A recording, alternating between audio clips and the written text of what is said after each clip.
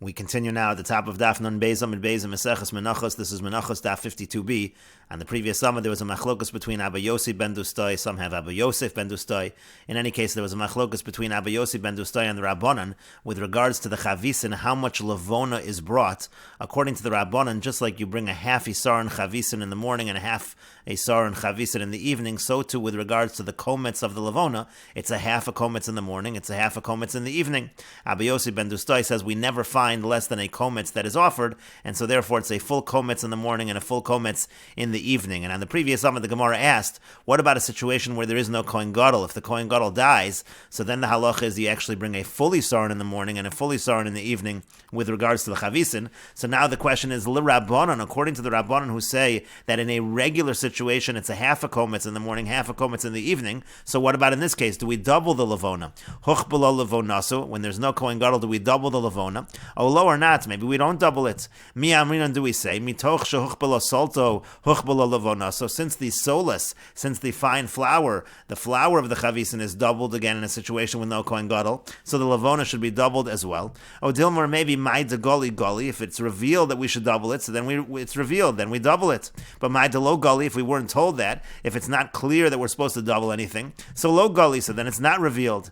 And furthermore, the Gemara says, v'shemen, by the oil, in general we can ask, vein la Abba Yossi ben Dustoi uvein l'Rabbanan, whether we're going according to Abba Yossi ben Dustoi, or whether we're going according to the Rabbanan. Mahu, what's the halach in terms of the oil? Again, in a situation where there's no Kohen Gadol, we're going to double it, and we're going to say there's an isaron that's brought in the morning and an isaron brought in the evening. Do we double the amount of oil as well or not? And that's a question according to both the Rabbanan and Abba Yossi ben Dustoi. Again, according to the Rabbanan and Abba Yossi ben Dustoi's machlokas, that machlokas was with regards to the lavona. There they had a machlokas, but again, when it comes to the oil, we can ask in general in this case, what is the halacha? And Rashi explains, l'Rabbanan huch b'lo lavona. So again, the question with regards to the lavona, that's only a question according to the Rabbanan. Do we double the lavona just like we double the chavisin in general or not? It's not a question according to Abba Yossi. There we would not double for sure, meaning sheyavi kometz shacharis v'kometz berev. According to the Rabbanan, who normally it's a half kometz in the morning, half kometz in the evening, should one bring a full kometz in the morning and a full kometz in the evening? That's the question of the Gemara. To bishlam al Abba Yossi, and Rashi notes, it makes sense according to Abba Yossi, lo mi boile, that's not a question. To lo huchbal, there for sure we should not double. Sheyavi shnei kamotzim l'chol haktar, that each haktar should have two kometz. That doesn't make sense. To lo matzinu beis kamotzim b'haktar achas. We don't find two kamotzim in one haktar, so therefore, in terms of lavona, there's no question about doubling it according to Abba Yossi. That's only a question according to the Rabbanan.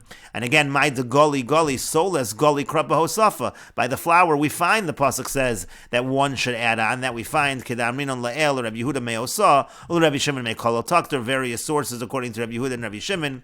And then there's a question of v'shemen by oil. There's a question according to both Abba Yossi ben Dustoi and the Rabbanan. Mi boy ali b'dekula. That's a question according to everybody. Im sarach lavi gimel lugan l'choli saron. Do you have to bring 3 lug for each isaron? Da'ad shelo yamas hayamevi gimel lugan. Because before the Kohen Gadol died, you would bring 3 lug total v'chotzar, and you would divide it. Lugu mechza l'chatzi isaron. You'd have a lug and a half for a half isaron the shachar of the morning. V'lugu mechza l'vein harbaim. Then you'd have another lug and a half for the evening. So hashtamai. So the question is now, when it comes to the oil now, in a situation with no Kohen Gadol, what's the halacha? Is it doubled or not? And the Gemara continues, Amar Rava says, Tashma, coming here a proof from a Mishnah later on. The Mishnah says, hey, kimotz and hein, there are 5 kometzes. Now the Mishnah does not list the kometz of the chavisin, because that's really just a half a kometz in the morning and a half a kometz in the evening. We're only listing that which is a full kometz. But the question is, if when there's no Kohen Gadol, you double it, so then it's a kometz in the morning and a kometz in the evening. That's an additional 2.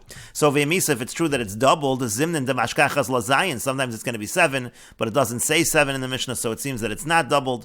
And the Gemara says the situations of if, meaning rare occurrences, like if the Kohen Gadol should die, that's a rare occurrence. Lo katani, that's not taught in the Mishnah, meaning you cannot bring a proof from the Mishnah. And the Gemara continues, Yosef Rav Papa v'Amar lo lahashmaita. Rav Papa was sitting and saying over this teaching. Amar le Rav Yosef bar Shami le Rav Papa. Rav Yosef bar Shami said to Rav Papa, he said as follows, V'hamale kometz bachutz. What about the case of male kometz bachutz, one who offers a kometz outside of the Beis HaMikdash? Di'i have, that's a situation that is a rare occurrence, vikatani, and that is listed in the Mishnah. And so therefore that seems to indicate that the Mishnah is dealing with rare circumstances.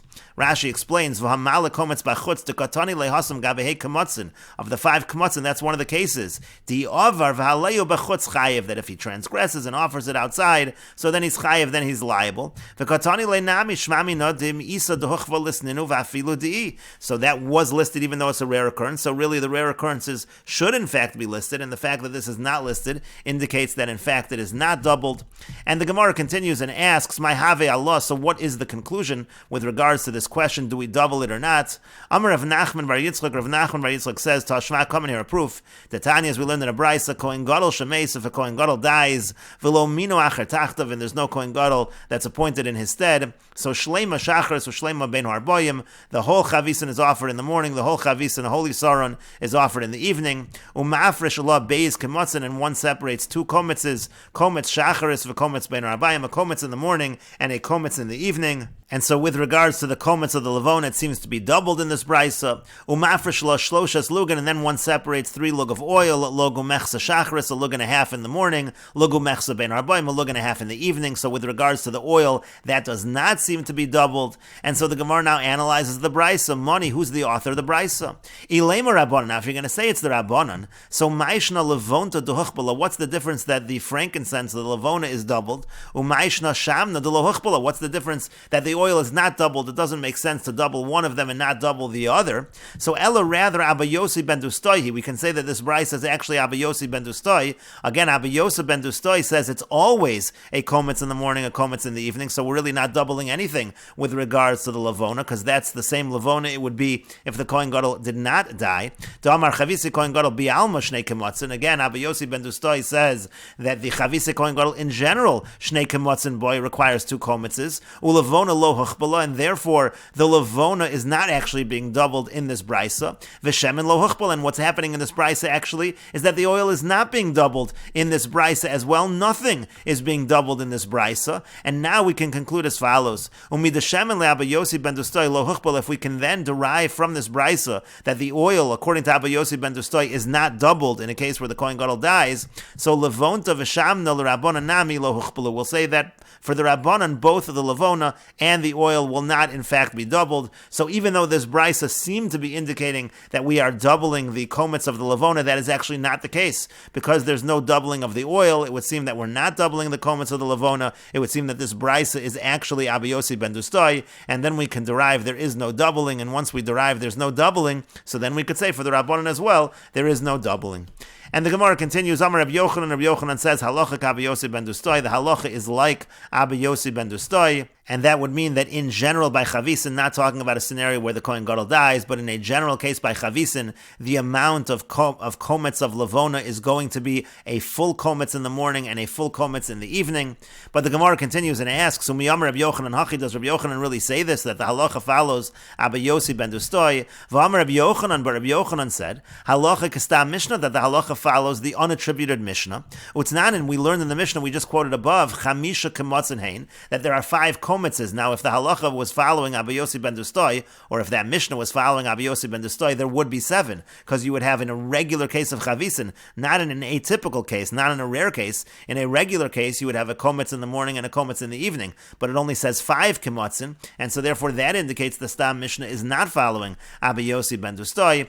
And the Gemara says to that, Amoroi ninu v'alibud Rabbi Yochanan, it's a machlokas Amoroim according to Rabbi Yochanan, meaning there's a machlokas Amoroim within Rabbi Yochanan, whether Rabbi Yochanan says halacha kestam Mishnah or not. One approach is Rabbi Yochanan says halacha kestam Mishnah, but according to the other approach, Rabbi Yochanan would say the halacha here is like Abba Yossi ben Dustoi. Hadran Allah Hatzachelas, we will return to you Perak Hatzachelas. This is the end of the 4th Perak of Meseches Menachos. If you're enjoying these videos and this channel, please like, share, and subscribe, and take a look at the description box below to see how you can support this channel. And we will now begin the 5th Perak of Meseches Menachos. And the parak begins with the Mishnah, Kol ha-menachos bos matzah, all carbon mincha, they all come from matzah, they are not chametz, chutz mi chametz shebetoda, except for the chametz loaves of the carbon toda. There are 40 loaves that accompany the carbon toda, 10 of those loaves are chametz, ushtei halechem, and also the shtei halechem, that's the shtei halechem that's brought, the 2 loaves that are brought on Shavuos, shein bos chametz, those come from chametz, they do not come from matzah.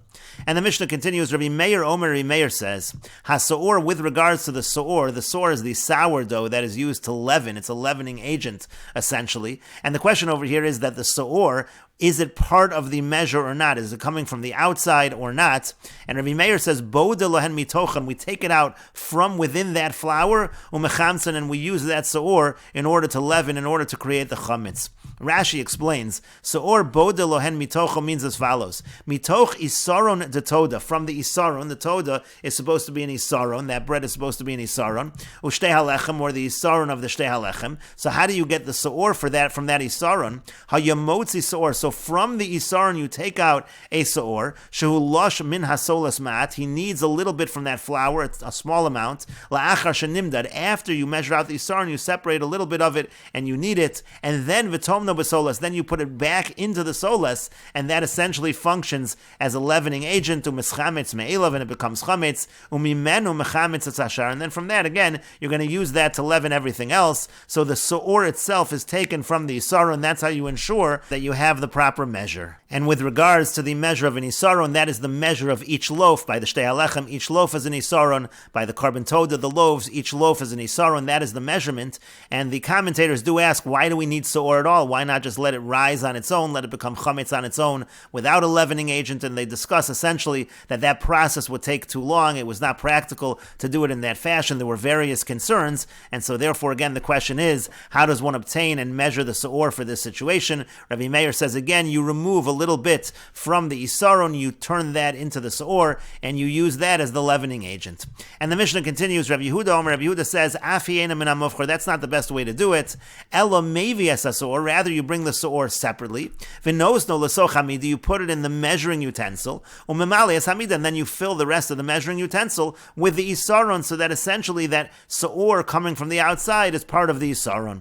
And the Mishnah continues, Amrulo, they said to Rabbi Yehuda, that's not a good solution, because afi hoisa chasero yiseir. If you do that, it's going to end up being either chaser, it's going to be missing a little from the isaron, or yeser, it's going to have a little extra. It's not going to be a way to have a good measure. And Rashi explains, Afi eina min hamofcher, this is what Rabbi Yehuda says to Rabbi Meir, it's not the best way to take the seor from the isaron itself and create the seor out of that. Why? She'eina mechametz es yafa, that's not going to be a good leavening agent. Lefi she'ein lo seor mechumetz yafa, it doesn't have within it a seor that's going to leaven properly. Elo mevi seor hamechumetz yafa, you bring good seor, good sourdough, which is a good leavening agent, mitoch beso from his house, v'nosen l'soch isaron, and put it into the isaron measuring utensil. Umosif umamali solas, and then you add in the solas, and the total of all of it will end up being an isaron.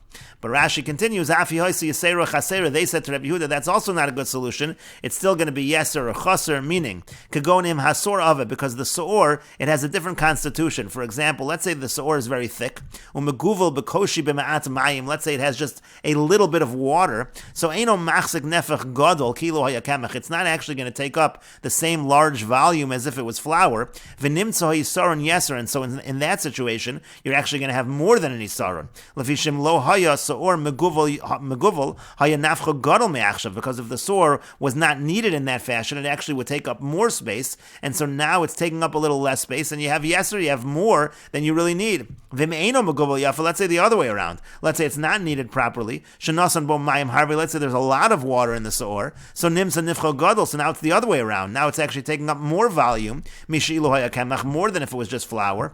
V'nimsa hayisaron chaser, and so now you really have less isaron. Shim lo b'shvil hamayim lo hayamali, because if not for the water, it wouldn't be full. And so since the actual volume the seor takes up can vary, you're still going to have a problem of yeser or chaser. And the Gemara says, Boy minei Rabbi Preda and Rabbi Ami. Rabbi Preda asked Rabbi Ami the following question: Minayin l'chol hamenachos shein bos matzah. From where do we know that all carbon minchas they come from matzah? The Gemara asks Minolan, from where do we know? What do you mean from where do we know? It's a pasuk. Dechsibba ksibba, any carbon mincha where that's written explicitly, so it's written that it's matzah. And even the lo ksibba, even the ones where it's not written ksibba, but still there's a general pasuk which is written in that fashion. Rashi explains, Dechsiva ksiva osa mincha shekasaba matzah. Any mincha where the word matzah is written could go in minchas mafe, for example, minchas mafe, or minchas machavas, or minchas machavas, harek sibba, so it's written, so there it's clear. Udaloksiv, and even if it's not written in a specific mincha, asame haikra, but still it's all derived from the following pasuk, T'chai l'chala menachos, which includes all carbon minchas, and we will continue with this discussion in the next video on Daf Nun Gimel Amud Aleph.